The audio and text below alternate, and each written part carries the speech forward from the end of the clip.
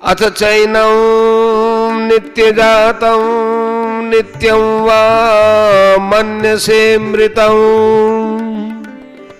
तथापि त्वं महाबाहो नैवं शोचितुमर्हसि।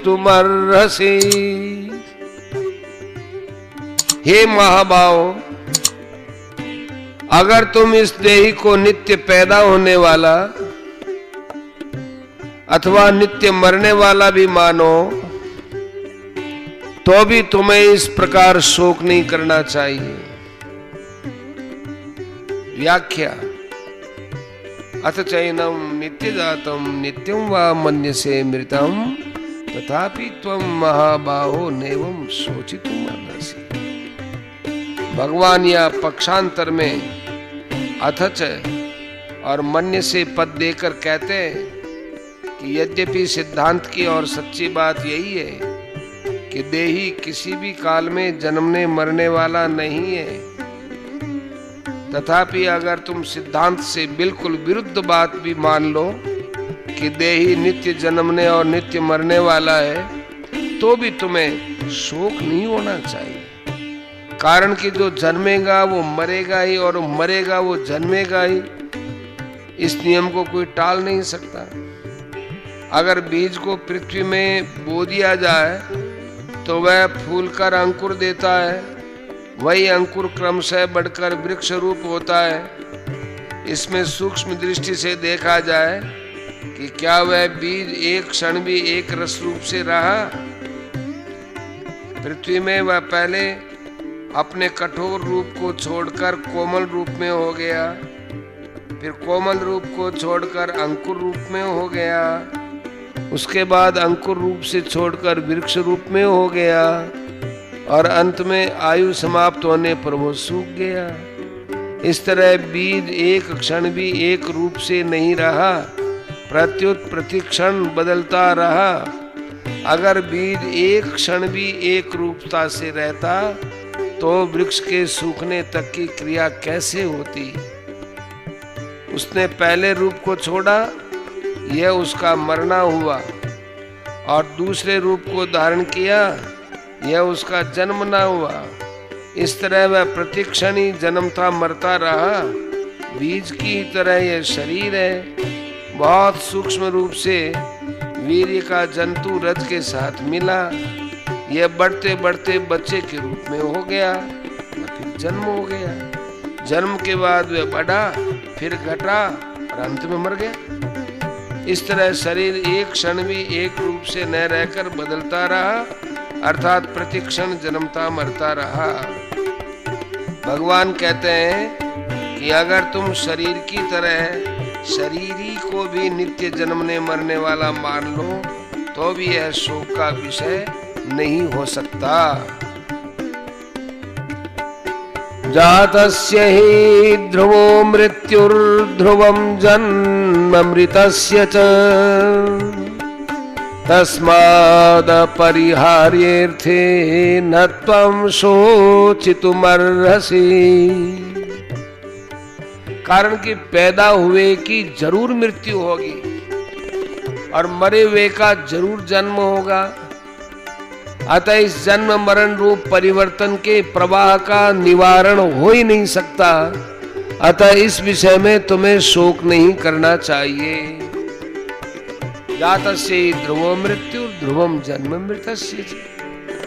पूर्व श्लोक के अनुसार अगर शरीरी को नित्य जन्मने और मरने वाला भी मान लिया जाए तो भी वह शोक का विषय नहीं हो सकता। कारण कि जिसका जन्म हो गया है वह जरूर मरेगा और जो मर गया है वो जरूर जन्मेगा। तस्माद् अपरिहार्येऽर्थे न त्वं शोचितुमर्हसि।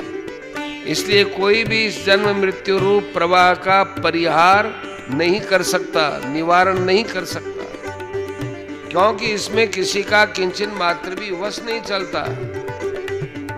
यह जन्म मृत्यु रूप प्रवाह तो अनादि काल से चला आ रहा है और अनंत काल तक चलता रहेगा।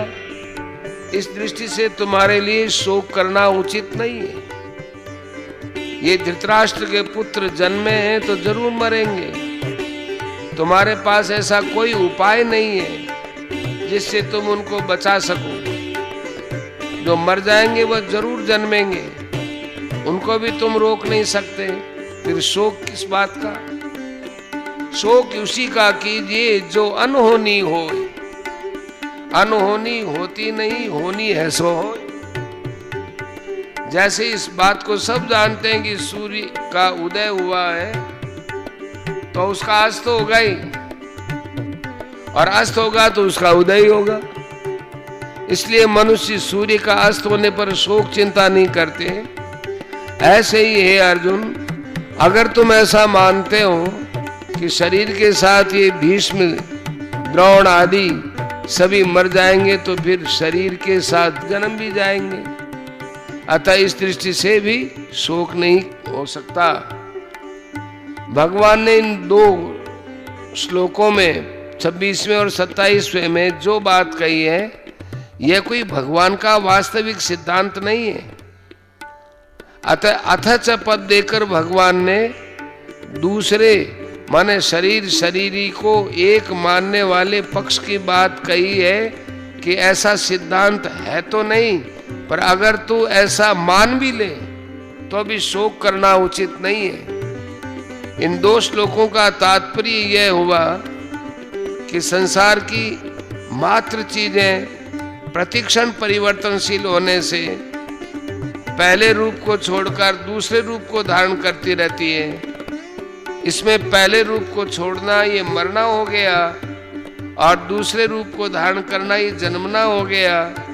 इस प्रकार जो जन्मता है उसकी मृत्यु होती है, और जिसकी मृत्यु होती है वो फिर जन्मता है। ये प्रवाह तो हरदम चलता ही रहता है। इस दृष्टि से भी क्या शोक करें। परिशिष्ट भाव, किसी प्रियजन की मृत्यु हो जाए, धन नष्ट हो जाए तो मनुष्य को शोक होता है। ऐसे ही भविष्य को लेकर चिंता होती है कि अगर स्त्री मर गई तो क्या होगा, पुत्र मर गया तो क्या होगा, आदि आदि। ये शोक चिंता अपने विवेक को महत्व देने के कारण ही होते हैं। संसार में परिवर्तन होना, परिस्थिति बदलना आवश्यक है। अगर परिस्थिति नहीं बदलेगी तो संसार कैसे चलेगा? मनुष्य बालक से जवान कैसे बनेगा? मूर्ख से विद्वान कैसे बनेगा? रोगी से निरोग कैसे बनेगा? बीज का वृक्ष कैसे बनेगा? परिवर्तन के बिना संसार स्थिर चित्र की तरह बन जाएगा। वास्तव में मरने वाला ही मरता है, रहने वाला कभी मरता ही नहीं। ये सबका प्रत्यक्ष अनुभव है कि मृत्यु होने पर शरीर तो हमारे सामने पड़ा रहता है, पर शरीर का मालिक बना हुआ जीवात्मा निकल जाता है। अगर इस अनुभव को महत्व दें तो फिर चिंता शोक हो ही नहीं सकते। बाली के मरने पर भगवान राम उसी अनुभव की ओर तारा का लक्ष्य कराते हैं। तारा विकल देखी रघुराया, दीन ज्ञान हरि लीनी माया।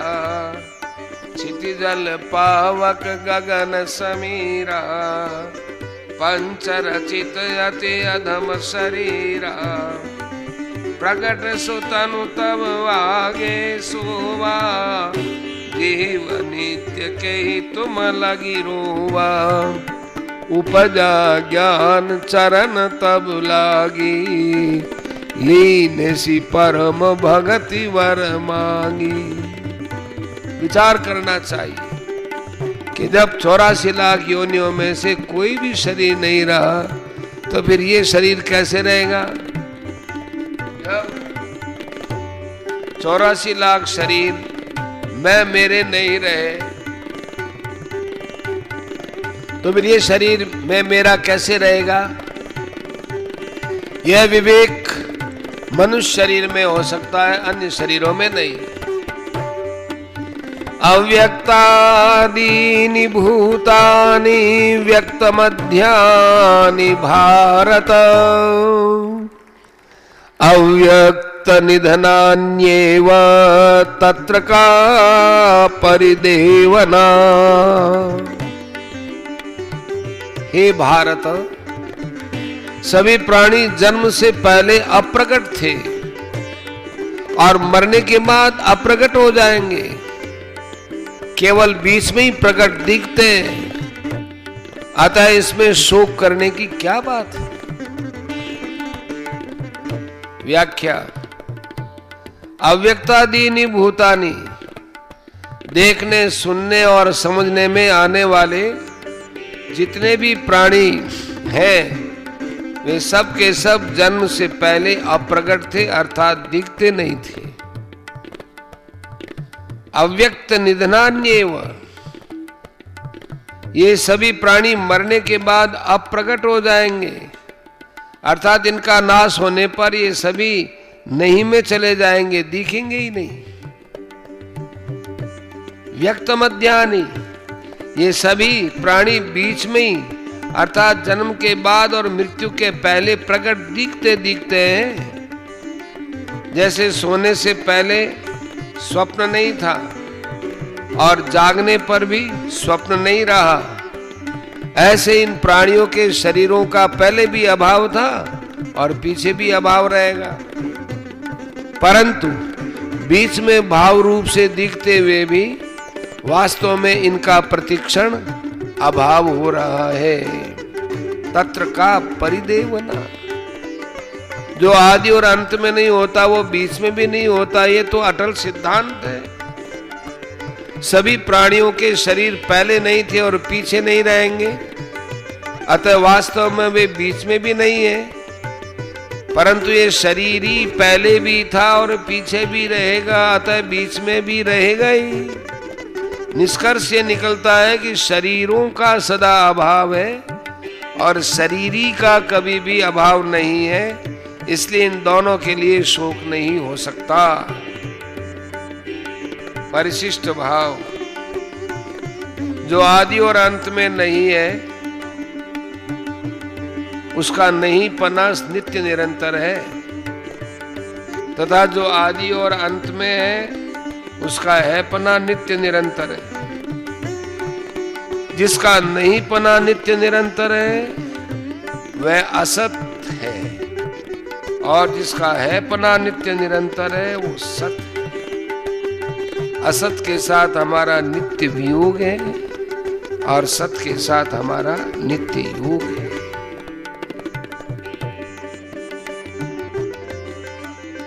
लाइक करें, सब्सक्राइब करें, साथ ही बेल आइकन को दबाएं।